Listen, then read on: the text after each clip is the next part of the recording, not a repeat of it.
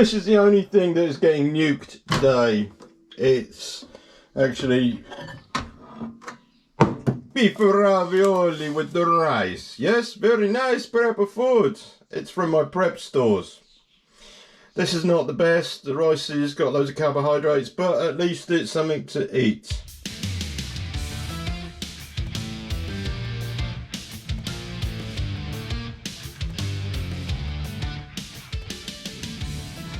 Right then, guys and girls, hello, welcome back.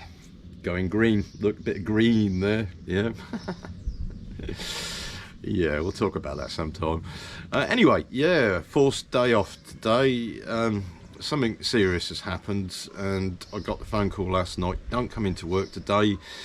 Right, I couldn't get any more answers out of anybody, and it's confidential, which means it's quite serious. Now, I do what most people do, jump to conclusions and think, oh, well, it's got to be this or that, but at the end of the day, I don't know. The environment I work in is dangerous. We have to deal with dangerous goods vehicles. The processes of repair sometimes can be dangerous, and we did have an incident a few years ago now where somebody was using oxygen acetylene on a vehicle, and the vehicle caught lights, took the curtains up on the trailer. That closed the whole industrial estate down, and everybody was sent home. They couldn't come back to work until the area was secure, and it was only simply because of the oxygen and acetylene cylinders. They could have gone off like a rocket, yeah, and caused a lot more damage. But the incident itself wasn't that bad, but it was over precaution.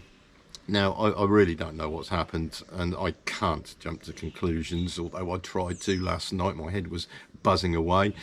But it's like conspiracy theories, isn't it? Something happens, or there's something going to happen, or somebody gets an idea. The next thing you know, it's all over the internet, and everybody's talking about it, and they're making all those little theories up, aren't they? And it's not until you have proof, and you know exactly what's going on, that then you know what the truth is, yeah? So I tend to listen to what people have to say and just log it like you would making a film. Yeah, you get all these ideas, or even writing a book. Yeah, you get all these ideas for stories, but if they're useful or not, you don't know. You can log it, and then later on, if things come true, you can say, oh yes, I remember that, and I remember this, and that all seems to fit into place. Yeah, that's when you start to find out what the truth is. Yeah, but it's very elusive.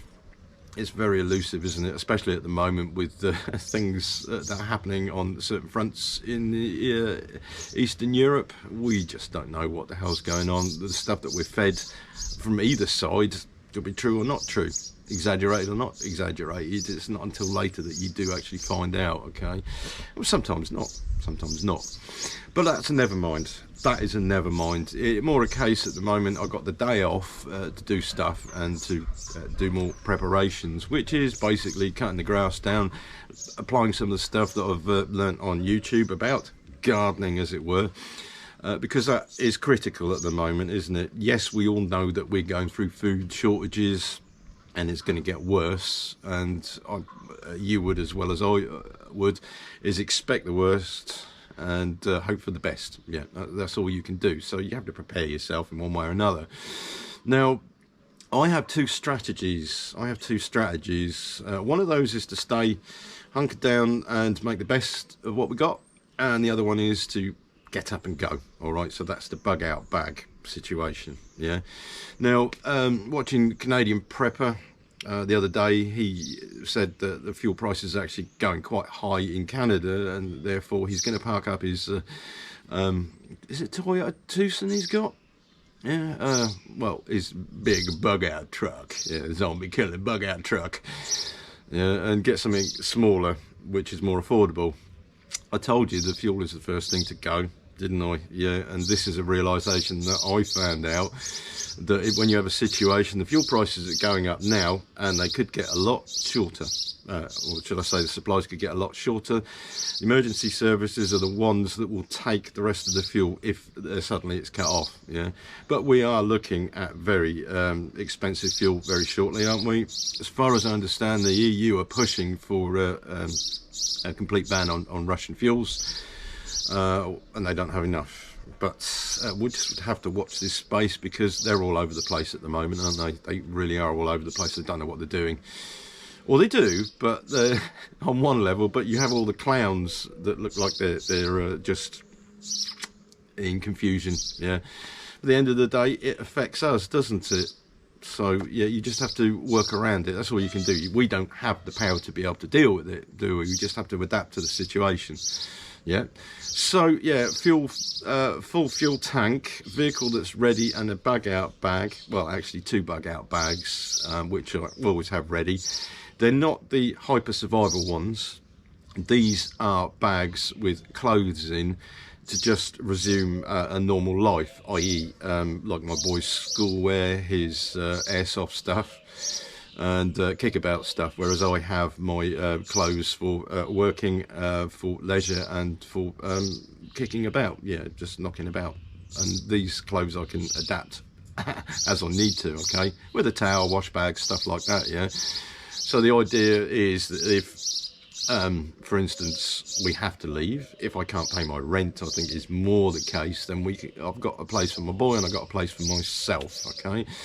Any other serious incidents, which I don't think will happen, but don't hold me to that, then, well, that's down to God's will, as they say. I can't think of another way of putting it. Well, this is just has to be random, because it's an unknown thing, isn't it? Yeah. Incidents in places like Mariupol, when they evacuated, these people had cars. Well, in fact, I'll tell you a story here. When they had problems before in 2014, 2015, people were escaping them because Mariupol wasn't in agreement with the coup in Kiev, and the place was taken over and occupied. The first thing that happened, that people were panicking, getting fuel and wanting to get out, yeah, and very few people actually left. The city was occupied.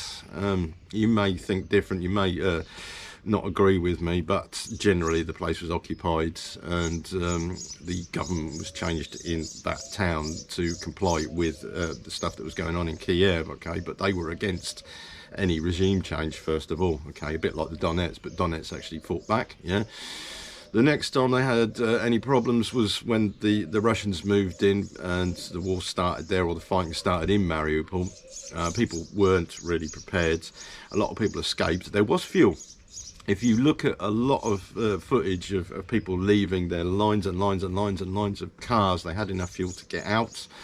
There is still a supply of fuel getting into the city, because vehicles are still moving around, and I think the situation is a little bit different there. They can load out of fuel tankers, and I've seen this. When you go to a gas station over there, you also have a fuel tanker which you load LPG into your car from. It's different here than here. So yeah. So the situation in this country, you don't know how it's going to play out, and I think we've seen with the fuel shortages, and even just a stoppage from the protesters that were stopping fuel tankers coming out, the fuel ran out very, very quickly, but nobody was too bothered about it, weren't they? It's almost like, oh yeah, I know this is happening, you know, there's a shortage of diesel here, there's a shortage of diesel there, whatever, yeah, but you noticed it, and I noticed it. I didn't have a problem buying petrol, but I always have a full tank and some spare fuel as well, just in case we need to scarper. Yeah, that is just in case, okay? Now, you watch people like Urban Prepper, City Prepper, well, especially Urban Prepper, guy from Seattle. Now, I watched one of his videos where he went around somewhere like Home Depot, and he was getting everything that he needed, stocking up as much as he could, which is situational for him, which I do agree with. Now, I've been doing that for years. I tend to hoard stuff. My garage is full of nuts and bolts and all sorts, yeah, bits and pieces. Now, I'm finding that what I'm doing, and I'll show you this, I'm selling stuff now. I'm actually shedding, getting rid of stuff, because it's a burden. 20 quid, look, 20 pounds, yeah, if you've never seen a £20 note because you're from somewhere else, yeah, 20 quid note. I sold something yesterday. I will be shedding a lot of tools as well, because I tend to hoard those tools and equipment. Reason being is that I find that I won't need them, okay, so that can be can be traded or sold, and this is what I'm doing to change what I'm doing. Okay, so I'm buying things like plants and seeds and more food. Okay, so yeah, this is a two-pronged attack. Yeah, hunker down and stay, get the food sorted as much as possible. The abundance has got to be there. Okay, and that's encouraging other people to do the same thing. Stuff that I'm growing, I've given seeds to people to grow that are interested, that haven't really cottoned on to the fact that there's going to be severe food shortages, but they're happy to actually grow stuff, which is great, because then we have more resources. Okay, what I've got here isn't enough at all, but I'm trying to work out a way. Like I say, I don't know what I'm doing at the moment, but I'm learning. Okay, the resources on YouTube are absolutely immense. While the resources are there, I'm learning what these people have got to say. It's little things like mulching, cutting the grass, letting it go brown, and then using it for compost. That actually breaks down, whereas if you just get all the green grass and put it in the compost heap, that will not rot down. That just tends to just clump in layers. Yeah. Plus, you can use the mulch on plants to cover the roots, to hold the moisture into the soil as well. Yeah, that's a little bit of information. Yeah, useful. Yeah. So yeah, the other thing with power sources. Okay, and I was talking to a guy about this. Wow, there's so many birds around. It's great. They're eating all the insects, aren't they? Yeah. Yeah. More than last year. Listen to them. Can you hear them? Yeah. Yeah, anyway, yeah, so I was talking to a guy at work, and he was talking about using solar panels. He's got one in his garage, which he charges a battery, and then he has a cigarette lighter, which he charges a mobile phone, which is, yeah, it's great. Yeah, and I thought, right, okay, do that. Got solar panels. Oh, actually, they're too expensive. What can I use? Hang on, an alternator. Yeah, so we discussed an alternator and using a fan from an engine attached to an alternator on a post, which swivels the alternator, and then run the leads down to a battery, charge the battery, so we have a power source, 12 volt to 5 volt. Yeah, so we can charge mobile phones. So that should be easy enough. So I did rig up a post which I was going to put a flag on a couple of weeks ago, or I put the angle iron up there, and I do have some metal that I can use at work, and I've got an access to a 12 volt generator. Or I could use a 24 volt generator with two big batteries, charge them up, and then just take 12 volt off one or both of the batteries individually. It's possible to do. So that's the next thing I'm thinking of.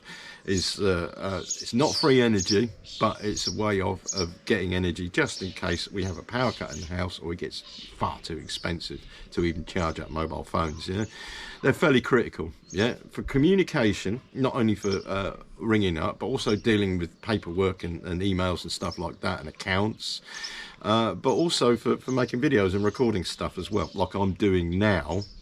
I might well have to go over to a mobile phone yet, rather than this GoPro that I'm talking to. Yeah, it's an unknown thing, but it's got to happen. Okay, being green is coming off the grid, isn't it? Yeah. So anyway, yeah, good bit of news. Going back to Mariupol, I told you about Marianne actually getting out of Mariupol. Well, she got out of Mariupol, managed to get to Poland. She was in Gdansk with a Jehovah's Witness group. She's a JW. Yeah, they look after their own.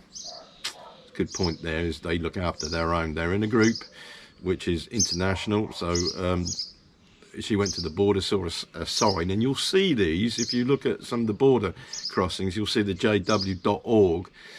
They are getting their members as they come across the border. Interesting, yeah. So yeah, anyway, she's with her brothers and sisters in Gdansk, and she will be going to Ireland to work. Okay, now that's a little bit iffy. She doesn't want to come to put a burden on her sister, but it's a little bit iffy because she doesn't know what she's going into. She could be used for slave labour. We don't know. Yeah, but I have given her a warning to say, if you have problems, come straight to the UK. The documents are already there. Her sister sorted out the documents, yeah, which is a good thing. Okay, so she will have a visa to enter the UK and have support from us, her other part of her family. Yeah. As for her mother and father, they've survived, and they're now in St. Petersburg. The missus, she has a sister in St. Petersburg. What happened is they, when the fighting had stopped, they went down from St. Petersburg, they drove down to Rostov-na-Donu, which is on the border, right close to Mariupol. They couldn't get through to get into Mariupol, but there were people there who are paid. You pay them, or they got paid to go in, got the address and look for her parents, which they did, and they found them and they brought them back. And how it was described, they looked a little bit wild when they came across the border. They hadn't had enough water to wash properly, and their hair, both of those two, mother and father, who again quite elderly now, they just look like they've been living in the wilds. So they're safe. They're now in St. Petersburg. They had enough food, they had enough water. Their house was damaged.